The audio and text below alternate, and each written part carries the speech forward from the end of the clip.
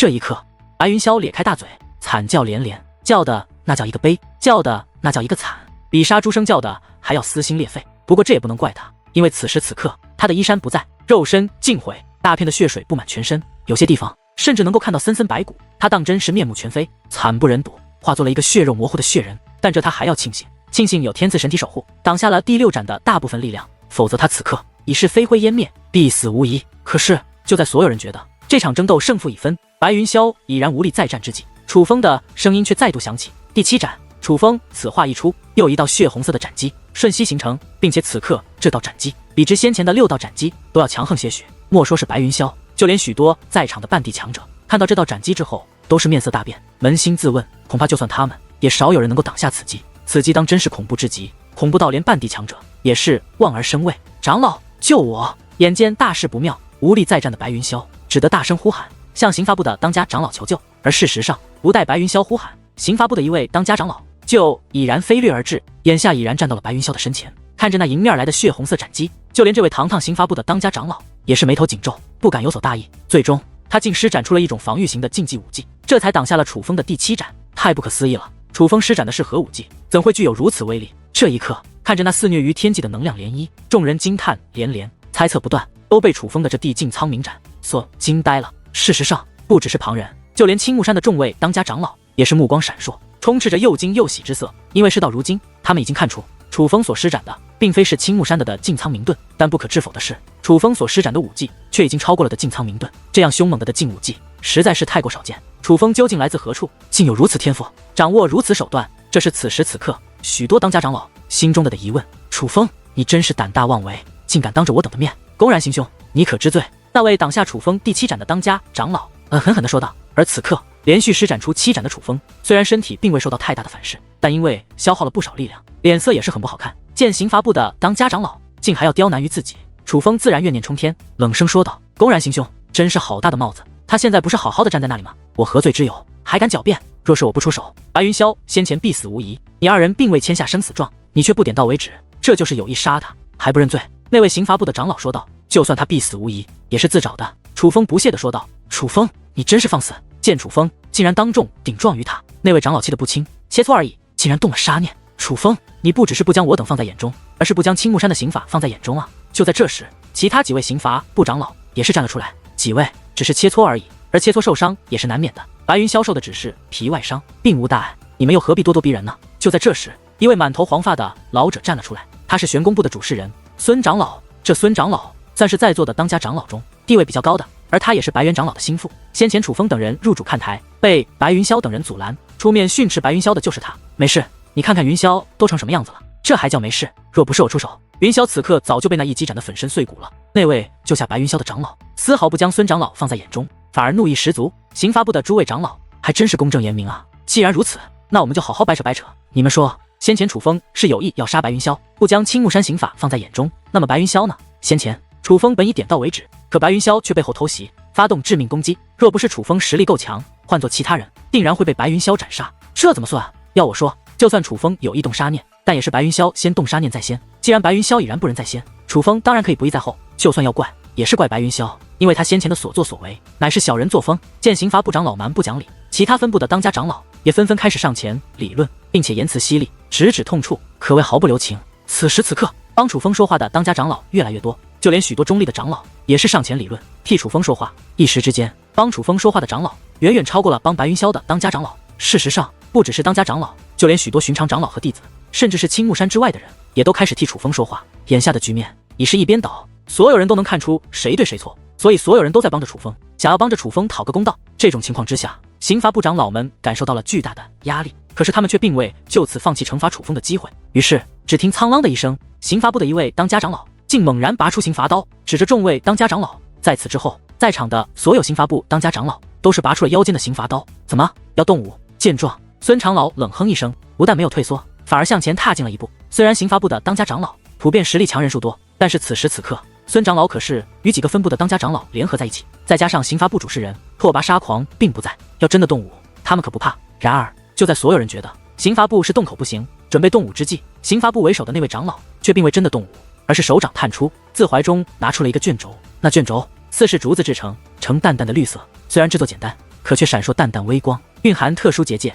一看就是不凡之物。卷轴打开，不仅光芒四射，上面更是刻画着道道青木山的刑法门规，字字有力，蕴藏着特殊的能量，威慑众人。这一刻，哪怕是孙长老等人也是神情一变，眉头紧紧地皱了起来，因为这可不是普通的卷轴，而是刑罚部的执法卷轴。这执法卷轴乃是青木山的开山祖师亲自所造，虽然不及掌教执法令，但也有着极强的威慑力，比之寻常的长老令牌要厉害得多。我等乃刑罚部执法人，在青木山内，谁对谁错，我们说了算。今日楚风有违青木山律法，现在就要对其施以惩戒，以警示他人。我倒是要看看谁敢违抗执法卷轴，阻挡我们。那位手拿卷轴的长老高声说着，语气之霸道，简直就像是天王老子在发号施令。而事实上，此刻包括孙长老在内的众位长老也都是一脸的难堪，有些不知如何是好。因为这执法卷轴分量真的很重，既然刑罚部台拿出了这个东西，如果他们还敢违抗，那后果可是不堪设想的。毕竟刑罚部的确拥有其他分部没有的权利，这也是刑罚部为何如此势大的原因。好一个刑罚部执法人，原来你们就是这么执法的。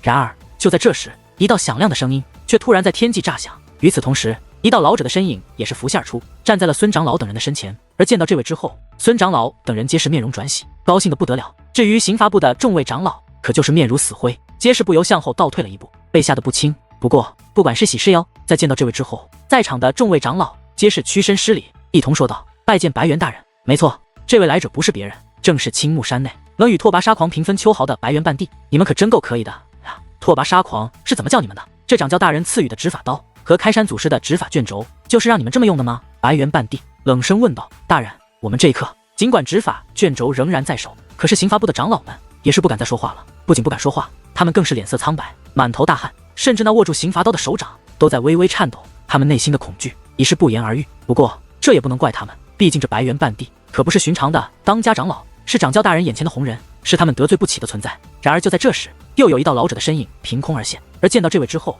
先前还满心惊恐的刑罚部长老们顿时狂喜无比，因为这位乃是他们的主事人，青木山最令人畏惧的刑罚部当家者拓跋沙狂。主事大人，您来的正是时候。这楚风与白云霄等人切磋，不仅出手极重，更是暗下杀机，若不是我等出手化解，白云霄今日必被楚风所杀。楚风此等行径已经严重违反了我青木山的刑法规矩，是同门为大敌，更是青木山弟子最忌讳的事情。但是碍于楚风天赋卓越，是一个好苗子，我等便本想对楚风小施惩戒，给个教训，以警示其他弟子便罢了。可是这些家伙竟然无视我等身份，哪怕我等拿出祖师大人亲自所造的执法卷轴，他们也是不予理会，偏护于楚风。此等行径不仅有失长老指责，更是对青木山刑法的大不敬，还望主事大人为我等做主。见到拓跋沙狂，刑罚部的长老们顿时底气十足，不仅状告孙长老等人，更是指向白猿半帝，大有狗仗人势、天不怕地不怕的气势。而听着这位长老的一番话后，白猿半帝却是冷冷一笑，并未说话，像是看热闹一般看着那位状告自己的长老。至于拓跋沙狂，他的脸色更是难看起来。突然只见其抬腿一脚，砰的一声便踹在了那位长老的小腹之上。他这一脚下去，那位长老顿时惨叫一声，而因为力道太强，他竟被踹得在半空之上，连滚带爬数百米远后才稳住身形。混账东西，竟敢对代掌教这般说话，是不想活了不成？拓跋沙狂冷声喝道：什么代掌教？对于拓跋沙狂此举，刑罚部的众位长老已是满心不解，而听到拓跋沙狂的话后，他们更是感到发懵。之前拓跋沙狂明明对他们说，他是掌教大人亲自任命的代掌教，在掌教大人闭关的这段时间内，青木山是他拓跋沙狂说的算，青木山是刑罚部的天下，刑罚部想对付谁就对付谁，任何分部都休想与刑罚部作对。可是现在拓跋沙狂竟然话锋一转，当众宣布白猿半帝是代掌教，并且还一副服从于白猿半帝的样子，这叫刑罚部的当家长老们如何能不发懵？他们当真是感觉自己有些跟不上主事大人的想法了。而就在这时，白猿半帝手掌一翻，将其那掌教执法令拿了出来，高声说道：掌教大人闭关，青木山不能一日无主，我受掌教所托，代掌青木山。这一刻，先前还一脸不解的刑罚部长老们终于明白了，白猿半帝竟有掌教执法令在手，这样一来，他这代掌教之职就是货真价实了。这一刻，刑罚部的众位长老们当真是悔到了心里，尤其是那位先前指责白猿半帝，然后被拓跋沙狂狠狠踹了一脚的长老，更是悔恨不已。虽然只是代掌教，但是白猿半帝若想刁难他，他也完全不会有好日子过。我等拜见代掌教大人。而这一刻，以孙长老为首，那些白猿半帝的心腹们皆是半跪于天际之上，向白猿半帝施以大礼，拜见代掌教大人。在此之后，在场的所有青木山之人，无论是长老还是弟子，无论是何身份是何地位，都是齐刷刷的半跪于天际之上，向白猿半帝施以大礼。就连那些非青木山的人，也是纷纷抱拳施礼。面对青木山的掌教，哪怕只是代掌教，也没有一人敢有所不敬。此时此刻，青木山掌教之威严显露无遗。好了，起来吧。白猿半帝淡淡一笑，便示意众人起身。可在众人起身之后，他却看向了刑罚部的几位当家长老，冷声说道：“先前刑罚部长老不分青红皂白，执意要惩戒于楚风，有徇私枉法，包庇分部弟子之嫌，此等行为理当重罚。不过看在你等之前有功，今日便不予追究，但他日若敢再犯，定将严惩。”白猿半帝此话一出，在座之人皆是神色一变，而刑罚部的那几位长老脸色早已铁青。虽然白猿半帝并未真的惩罚于他们，但是当着这么多人的面公然说他们是错的，就是在当众打他们的脸。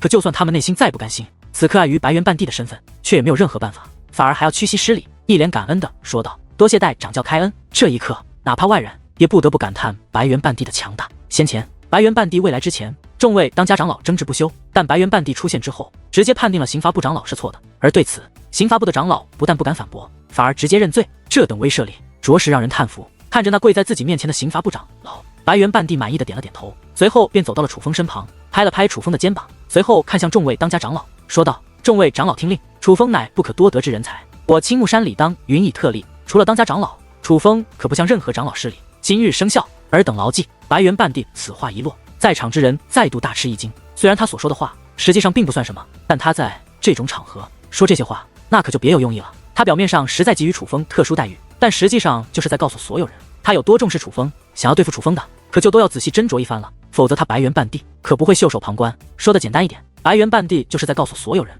他要为楚风撑腰。一个代掌教公然宣布为一个弟子撑腰，这自然是让人感到震惊的。这一刻，其他人倒还好，毕竟楚风的实力人们都见到了。楚风这样的天才被重点栽培，乃是合情合理，不配栽培反而才不正常。但是那些一心想对付楚风的刑罚部长老们，可就满脸的难看了。他们很清楚，白猿半帝的这些话就是在警告他们。而至于那些很厌烦楚风，先前还一直说楚风坏话的弟子们，此刻的脸色更是跟吃了苍蝇屎一样难看。他们知道不能再与楚风为敌了，至少现在不能再得罪楚风，因为他们真的得罪不起。我还以为是谁这么威风，原来是你楚风。然而就在所有人都暗自觉得楚风不可再得罪之际，一道充满刻薄之意的声音却突然在一处人海传来。这个声音响起，引得众人一片愕然，都在想究竟是哪个不怕死的，竟敢在这种时候说这种阴阳怪气的话，莫非是不想活了不成？而当人们看清那位来者之后，无一不是神情一变，眼中涌现出意外之色。因为这位来者可不是寻常人，他不仅年纪轻轻，还是青木山的核心弟子，最重要的是他的修为竟是9品武王，比白云霄还要强。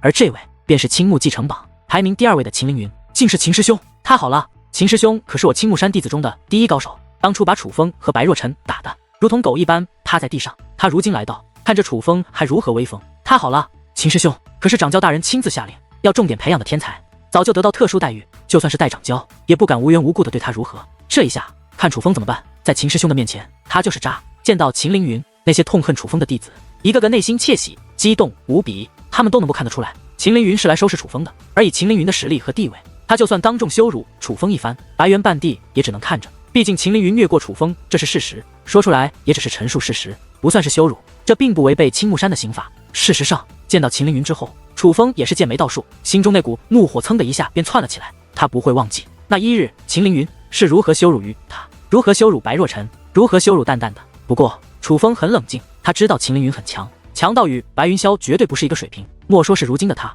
就算是淡淡都远不是他的对手。秦凌云的真实战力已经远远超出了武王境，连许多半帝境强者都要深深的忌惮于他，是楚风现在无法战胜的强敌。所以楚风只能选择忍，不管秦凌云要做什么，楚风都只能忍，忍到他有实力战胜秦凌云的时候，再将被剥夺的尊严也加倍讨要回来。楚风，你是否忘记了当日在青木山内被我果不其然？秦凌云开口了，身为刑罚部的成员，他自然不会看着同门受辱，所以他的确是来帮助白云霄等人找回场子的。你便是秦凌云。然而还不待秦凌云将话说完，人群之中突然传来一道声音，这个声音运用了特殊的技巧，似是自四面八方传来，根本无法捕捉是何人所说，但可以肯定的是，这个声音非常不善。我就是秦凌云。问者有事不成，见竟有人敢在众位青木山长老的面前冲自己这般说话，秦凌云也是不甘示弱，冷声回答之余，满是不屑之意。当然有事，我是有账要找你算。而就在这时，一道身影如光一般飞掠而去，眨眼间便来到了秦凌云的身前，一把便抓住了秦凌云的衣襟。定目一看，莫说是秦凌云，在场的所有人都是忍不住倒吸一口凉气，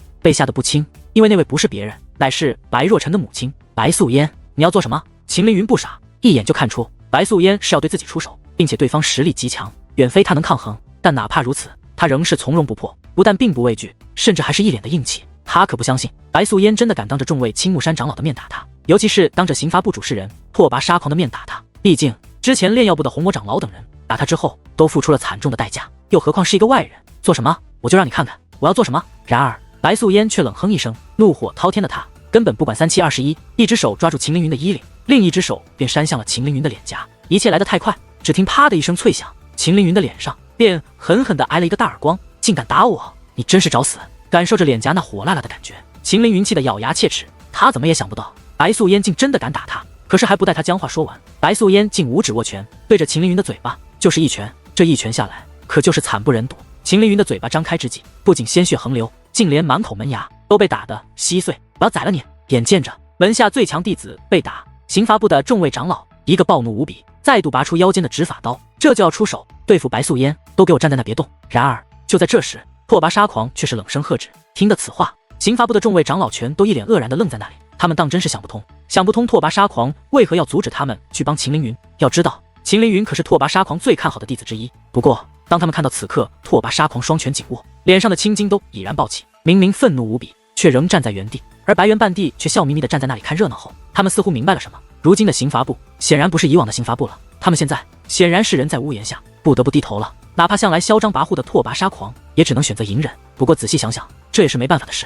谁让白猿半帝有掌教执法令在手呢？住手！终于白猿半帝开口了。尽管在外人看来他开口的速度很快，几乎在白素嫣刚刚暴打秦凌云只是便开口制止，但实际上以白素嫣的手段相当厉害，只在这一瞬间就已经将秦凌云打得狗血淋头。至少眼下当白素嫣停手之后，秦凌云早就浑身是血，已然陷入了昏死状态。这一刻，刑罚部的众位长老终于得以飞掠而至，一脸愤恨地将秦凌云从白素嫣的手中抢了下来，开始为秦凌云疗伤。可是他们除此之外却什么都做不了。知道白猿半帝有意包庇白素嫣，他们根本不敢对白素嫣如何。而事实上也的确如此，在白素嫣收手后，白猿半帝只是象征性的批评一下白素嫣，但却没有实质性的惩罚。秦凌云就这样白白的被暴打了一顿，并且还是当着青木山众位长老弟子以及外人的面前。白素嫣，我们的账慢慢算，凌云不会被白打，雄华的命也不会白丢。然而就在白素嫣安然回归之时，一道充满怨念的声音缓缓地传入了白素嫣的耳中。那是一道传音，只有白素嫣能够听到。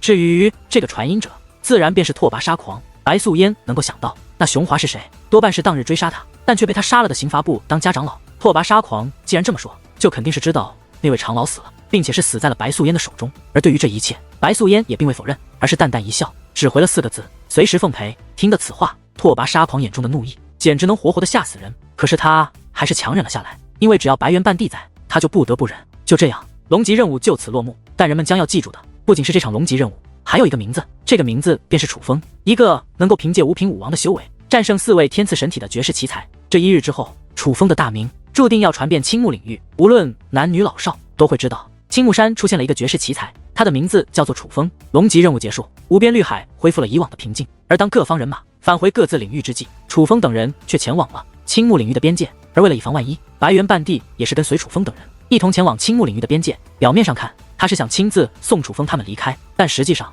他是害怕拓跋沙狂他们暗中对楚风他们动手，这便是界限能量。眼下楚风等人已经来到了青木领域的边界，看着那七彩各异，仿佛彩虹融汇而成，此刻贯穿天上地下的屏障，哪怕是楚风也是忍不住倒吸一口凉气。因为这所谓的界限能量当真是令人叹为观止。自远处观望，它就像是极光一样闪烁着在天边，既壮观又美丽；而自近处观望，它仍旧像是彩色交织成的炊烟，自大地浮现，飘往茫茫天际。它不会伤害任何人，哪怕你靠近，哪怕你伸手去触摸，它都不会伤害你。可是你想要穿越它，除非你有通天的手段，否则几乎不可能。而这就是界限能量。这界限能量不管看到多少次，每次都会像第一次看到时让我如此的兴奋与激动。它实在是太美了。司马颖一脸的享受，他很喜欢界限能量的美。相传界限能量乃是人为部下，虽然只是传闻，但假如这是真的，那人一定强大到了非常恐怖的地步。白若晨也是开口说道，关于界限能量的传说很多，但是在他心中更希望这样的美景是出自人类强者的杰作。好了，3位小家伙，欣赏界限能量的时间多的是，不过现在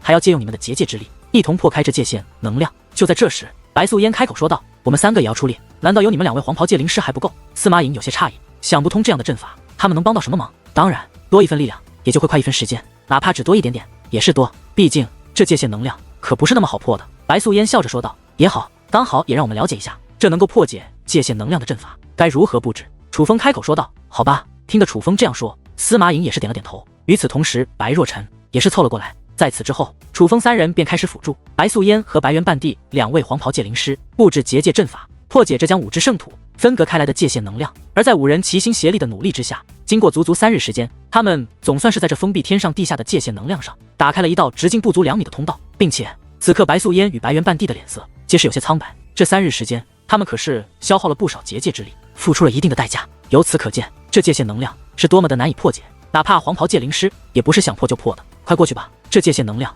很快便会恢复原状。白猿半帝笑着对楚风说道。尽管这话说着洒脱，可他那苍老的脸上却有着几分不舍。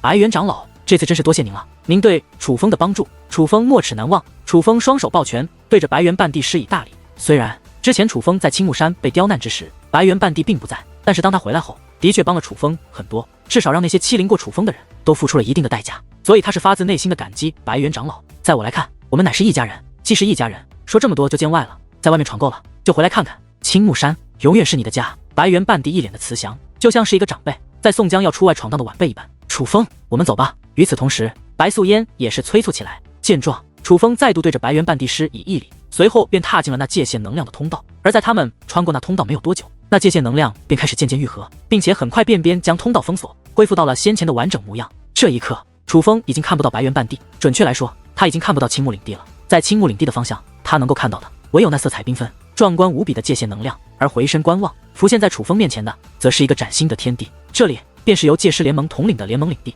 楚风，你是要去界师联盟吗？突然，白若晨问道。楚风先是点了点头，不过很快他便发现白若晨的情绪似乎有些不对，于是他赶忙问道：若晨，你不准备与我们同行？听得楚风的话，白若晨身体微微一颤，没有说话，而是看向了自己的母亲白素嫣。楚风小友，司马姑娘，我与若晨还有事要处理，并不准备在界师联盟久留，恐怕要在此处做个告别了。白素嫣笑着说道。相比白若晨，他显得很是平静。对于白素嫣的这番话，楚风其实并不感到意外。从一开始他就知道白若晨的身世不简单，尤其是在羽化宗内，白素嫣拿走了神秘的东西，使得羽化宗损失惨重，却又因此躲过一劫后，楚风更是意识到白素嫣与白若晨这对母女俩是有着秘密的人，而往往这样的人都是背负着一些沉重东西的人。所以楚风知道白若晨不可能真的一直在青木领地，那里只是他暂时逗留的地方而已。但是哪怕知道白若晨可能不会再回去了，楚风仍然对白若晨问道：还会回青木山吗？多半不会回去了。白若晨摇了摇头，脸上竟有着些许不舍。听得此话，楚风也是感到有些心酸。来到5之圣土后，白若晨算是他第一位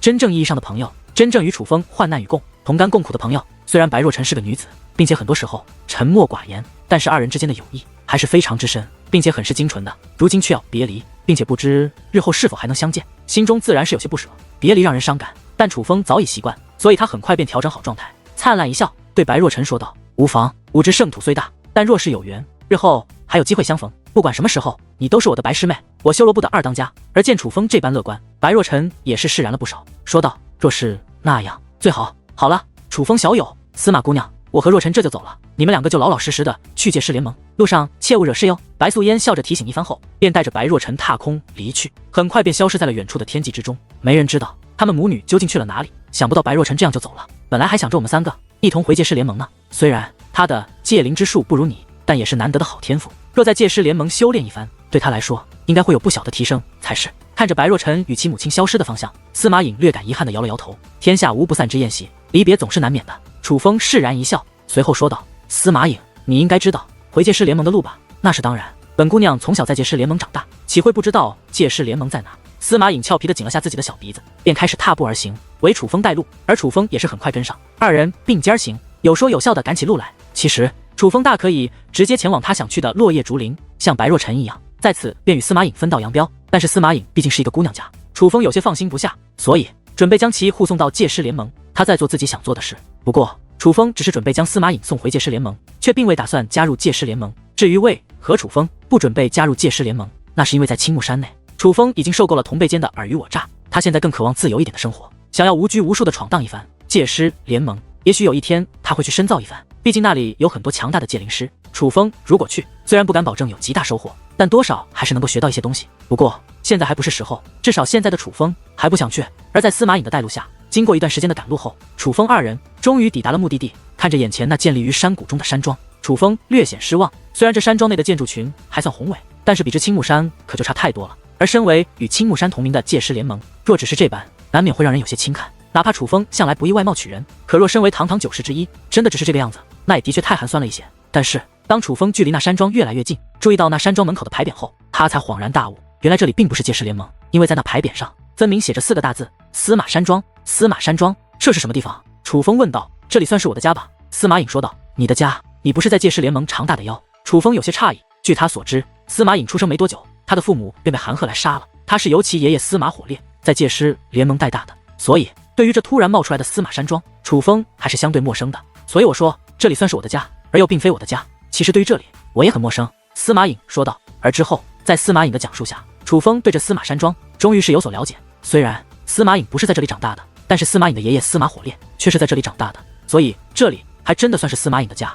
至少那司马山庄内的人都是司马颖的亲人。而司马火烈生前就曾对司马颖说过，尘归尘，土归土。虽然司马火烈是借尸联盟的当家界灵师，常年奔波在外，曾经纵横四海，但在他死后还是希望能荣归故里，埋在司马山庄的祖坟之中。所以司马颖是受其爷爷生前所托，来将司马火烈的遗骸埋葬到司马山庄之中。尘归尘，土归土，哪怕生前纵横八方，但也死后也终将有个归处，这样也好。楚风点了点头，倒也颇为赞成。司马颖尊重其爷爷的遗愿，将其遗骸埋葬在司马山庄。随后楚风便与司马颖进入了司马山庄。进入司马山庄后，楚风发现司马山庄的人修为普遍一般，就连长辈也大多都是武王境，而在武王巅峰的少之又少。至于半地境强者的气息，楚风更是丝毫都没有感受到。这说明司马山庄虽然出现了司马火烈这样的大人物，但司马山庄的总体实力并不算强，甚至还远不如青木南陵。而当司马山庄的人见到司马颖后，哪里像是前辈见到了晚辈，简直就像是孙子见到了奶奶，一个个的阿谀奉承，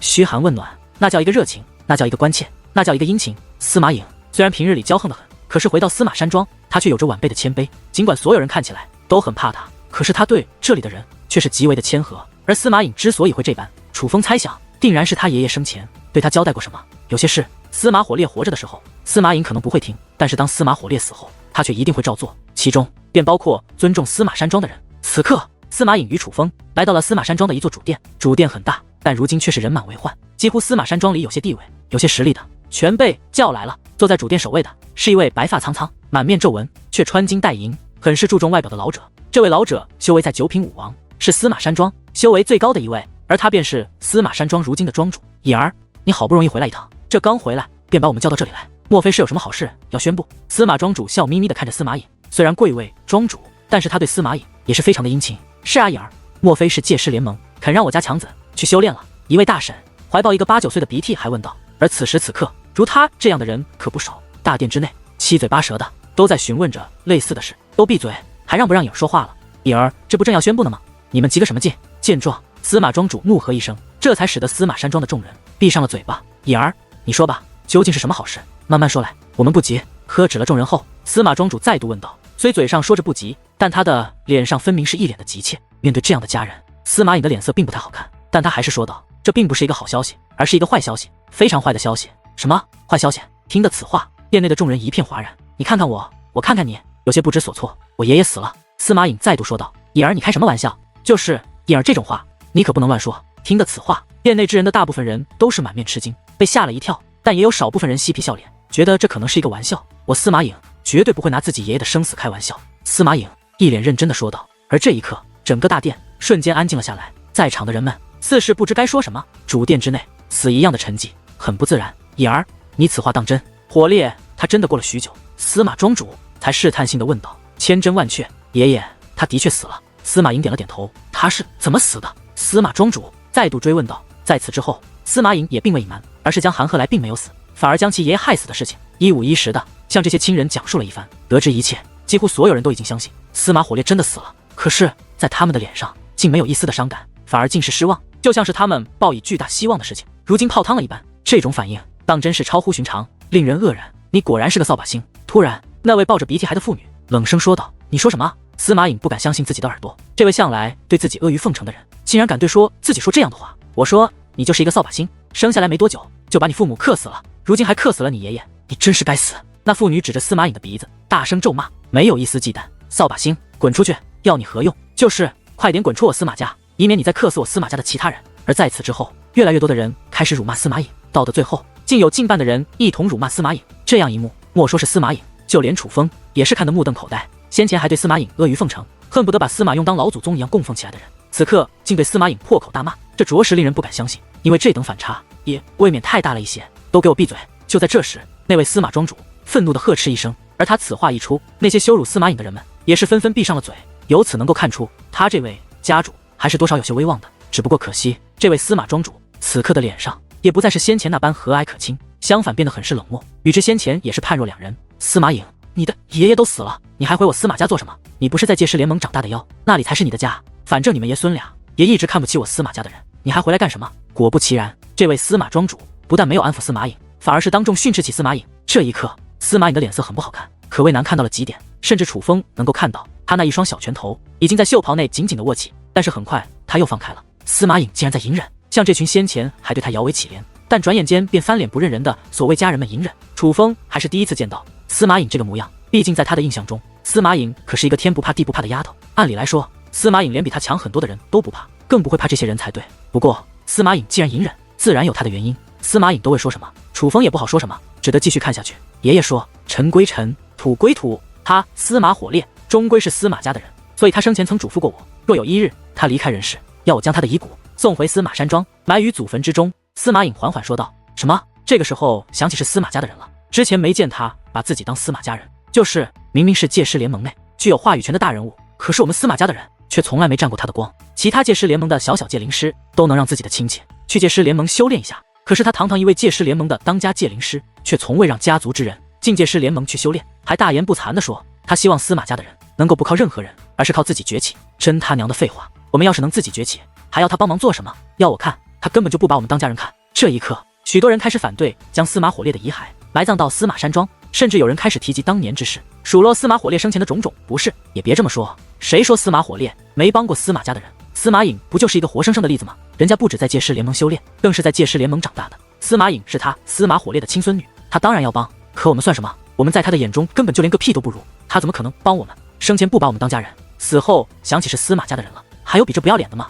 还妄想埋葬到我司马家的祖坟，真是做梦。与此同时，越来越多的人加入了讨伐司马火烈的阵营当中，并且言辞越来越过分，态度越来越恶劣，就仿佛与司马烈有着深仇大恨一般。而看到这里，楚风终于知道为何司马颖的这些家人会如此的奇葩了。原来这些人一直想狗仗人势，借着司马火烈的名头在界师联盟讨些好处，可司马火烈公正严明，从未帮过他们走过后门，这才使得他们怀恨在心。只是碍于司马火烈的强大，他们敢怒不敢言，反而为了博得一些希望，仍是对着司马火烈爷孙俩不断的阿谀奉承，想方设法的拍着马屁。如今司马火烈死了，他们走后门的希望也就彻底破灭了，所以干脆破罐子破摔，不仅把自己真实的嘴脸展露出来，更是把心中的所有怒火都冲着司马颖释放了出来。你们都给我住口！忽然之间，那位司马庄主再度怒喝一声，紧随其后说道，过去的事就不要再提了，虽然他生前不仁，但我们不能不义。不管怎么说，司马火烈都是我司马家的人，他既然有这个遗愿，就说明他还算有些良心，我们怎能拒绝？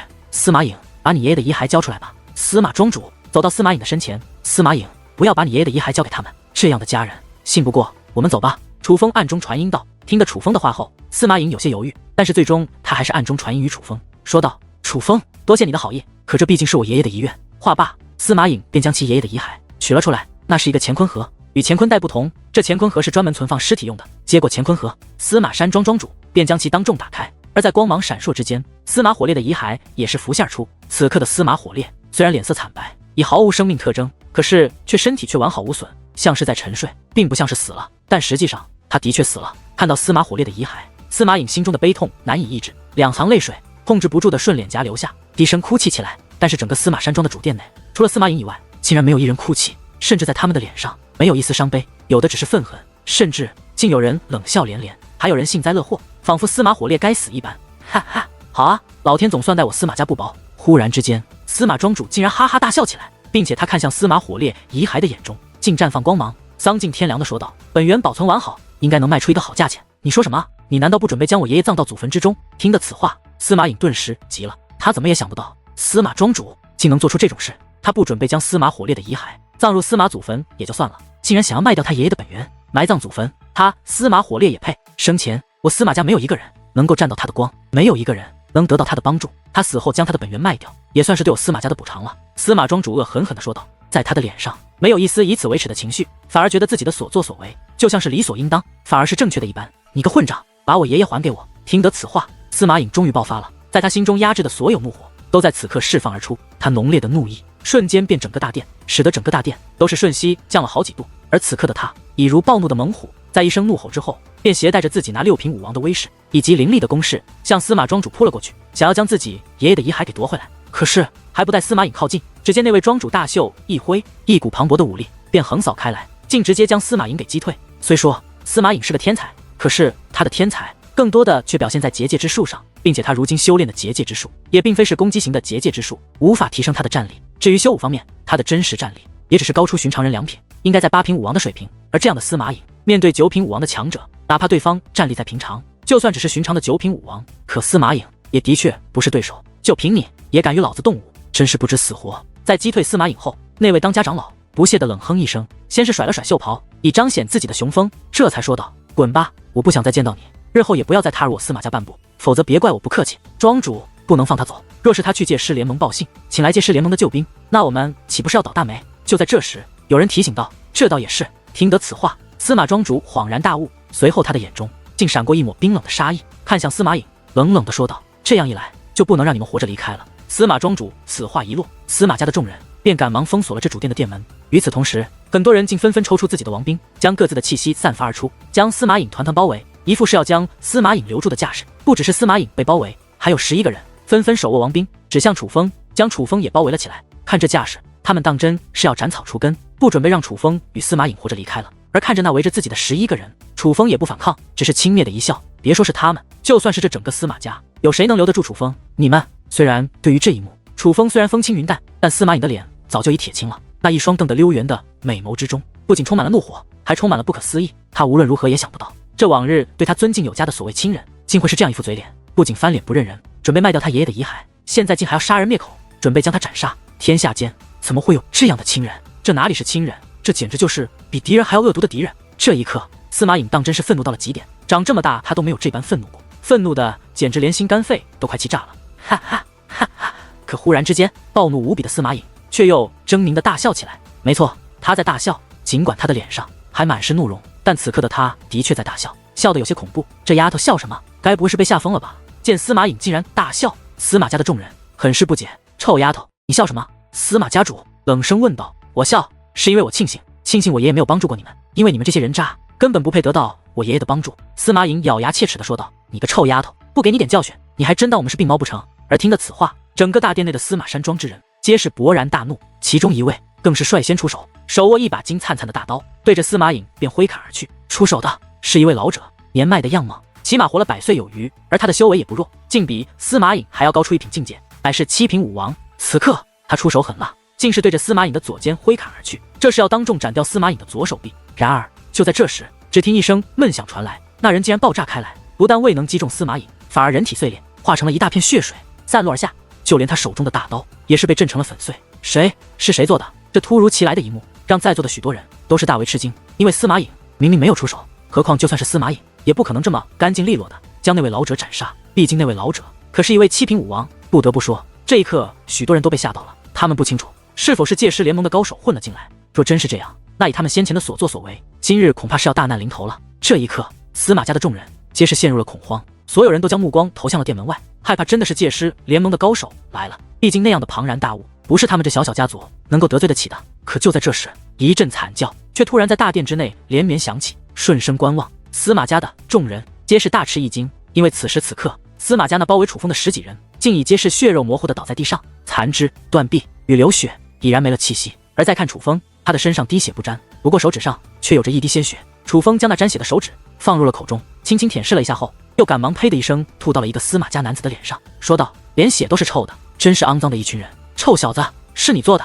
见到这一幕，司马家的众人异口同声地问道。何必多此一问？楚风说道：是你做的，那就好办多了。虽然感觉很不可思议，但是当他们确定是楚风做的后，他们先前的那份担心却瞬息烟消云散，取而代之的是一抹冷笑。毕竟楚风的修为摆在那里，只是5品武王，还不如司马颖这样的修为，绝对不会是他们的对手。他们自然而然的也就不将楚风放在眼里。你们真的能够确定我很好对付吗？楚风淡然一笑，随后面容突然转冷，只见其眼中寒芒闪过，一层无形的杀气便自其身体席卷开来。那不是简单的杀气，蕴含着真正的杀人之威力，所过之处惨叫连连，血肉横飞。只是顷刻之间，距离楚风最近的司马家人就有上百位身体爆裂而亡，已然死于非命。你这畜生，我要将你碎尸万段！见楚风竟然大开杀戒，司马家的2位身份超然的年迈老者纷纷向楚风飞掠而来。这2位可以算是司马家内除了司马庄主之外实力最强横的，修为皆在八品武王。他二人跃向楚风后，便展开了暴风雨一般的攻势。虽然并未施展武技，可却招招致命，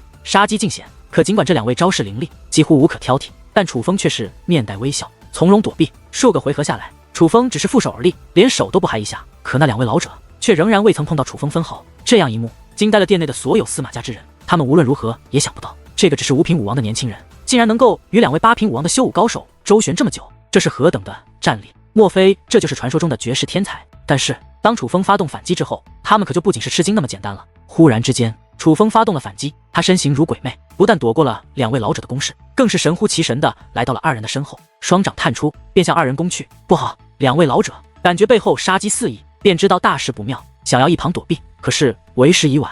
楚风的双掌之外萦绕淡淡微光，双掌之内涌动着王级武力。这一刻，他的双手便是连骑兵都能斩断的利刃，是杀人取命的利器。只听噗噗2声，楚风的双手已是自丹田穿透而过，洞穿了2位老者的身体。2位老者大口险些汹涌而出，回转头来看着楚风那平静的脸，苍老的眼中充满了复杂的情绪。他们愤怒楚风洞穿了他们的丹田，废除了他们苦苦修炼多年的修为。他们不甘修武已然500年，最终却败在了一个毛头小子的手中。而这个毛头小子却只是5品武王的修为，虽为8品武王，可却战力平平。凭你们这种靠大量时间的堆积才换来的修为，也想杀我？可笑！楚风冷然一笑，随后双掌猛然微微一颤，汹涌的武力便自掌心疯狂涌出，瞬息充斥2位老者的身体。这一刻，2位老者开始发出撕心裂肺的惨叫，因为他们的身体不仅在被武力极度破坏，他们的本源也在被活生生的吞噬。那种身体被一寸一寸瓦解，被一点一点噬干的感觉，充斥着他们身体各处，席卷他们的内心灵魂。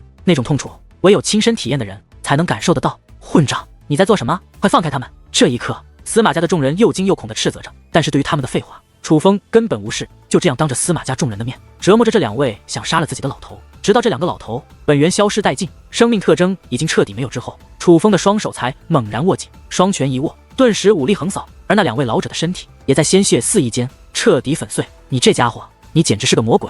眼睁睁见着自己家族内举足轻重的2位前辈就这样活生生的被楚风折磨致死，司马家的众人真的是又愤怒又害怕。他们看向楚风的目光之中已然没了先前的轻视，取而代之的是深深的忌惮。先前楚风杀人的时候，脸上没有一丝情绪，平静的可怕，就仿佛他杀的根本不是人，而是一只蝼蚁或一条害虫，根本无需自责，仿佛这是理所应当一般。并且此时此刻，楚风的脸上依然一副有恃无恐，哪怕面对这么多司马家的人，楚风也没有表现出丝毫恐惧。相反，在楚风的眼中涌动着一种令人胆寒的目光，那种目光根本不像是在看待人，而像是在看待着一群他想要踩死的蝼蚁一般。这样的表现简直不像是一个人所该具备的，而是一个杀人如麻的魔鬼。倘若这种种表现来自一个修为有成的大魔头也就算了，毕竟杀人杀得多了，总会有些魔性。可是这样的表现竟来自一个如此年轻的人，这就让司马家的众人不得不害怕了。此刻，司马家的所有人都在想，这个年轻人到底是何来历？竟然恐怖如斯，莫非他真的不是人，而是魔鬼之子？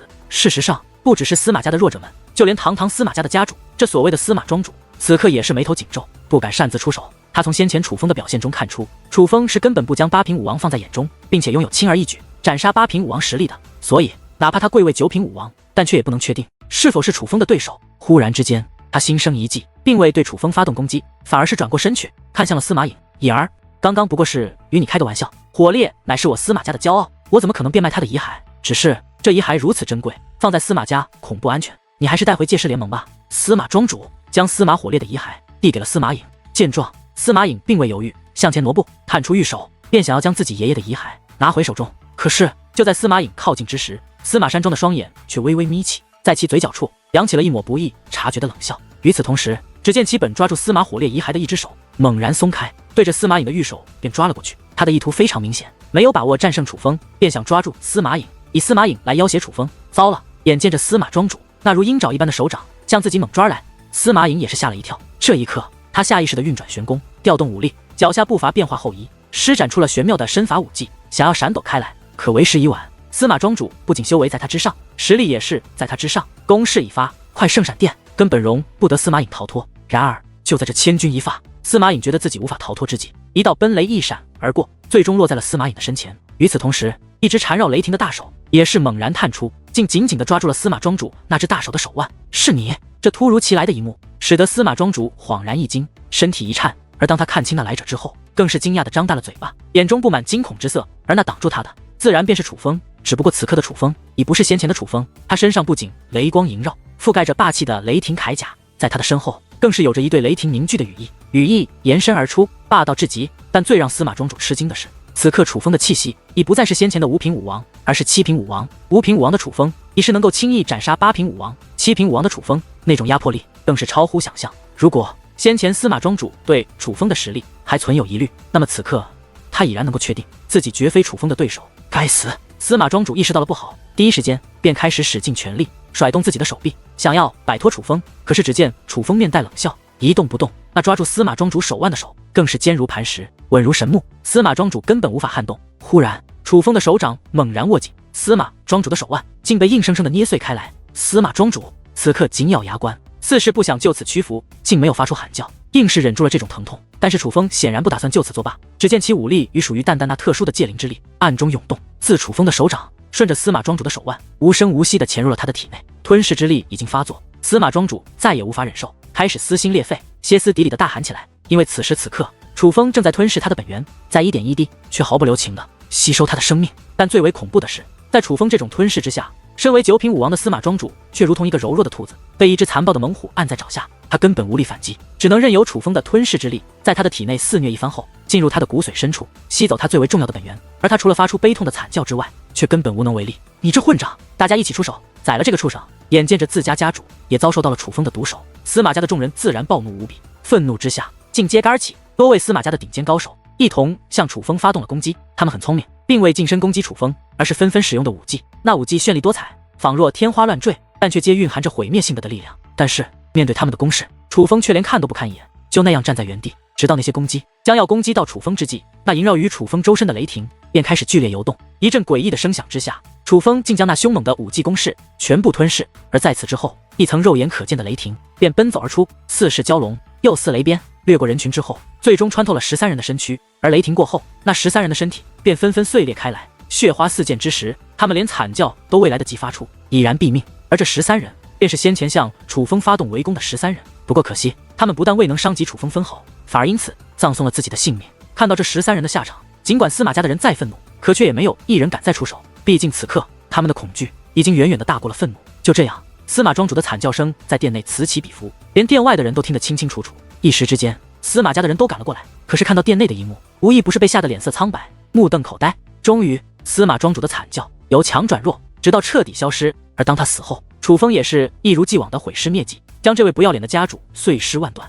让他死得惨不忍睹。这一刻，店内店外死一样的寂静，司马家的人都如石化一般待在原地，连大气都不敢出。而楚风则是将司马火烈的遗骸递给了司马颖，说道：“妥善收好，再也不要轻易的交给他人了。”司马颖点了点头。事到如今，他已然没了主意，凡事全听楚风的。走吧，你与你爷爷不属于这里，这么肮脏的家族，不要再回来了。楚风再度说道。而司马颖则是再度点了点头，转过身去，便准备就此离去。可就在这时，一阵慌乱的脚步声急速响起，最终一个妇人的身影自人群之中钻了出来，指着司马颖便破口大骂：“司马颖，你个丧门星，不仅克死了你的父母和爷爷，竟然还敢杀我男人，以及司马家主和你的诸位长辈，你简直就不是人，你就是个十足畜生！”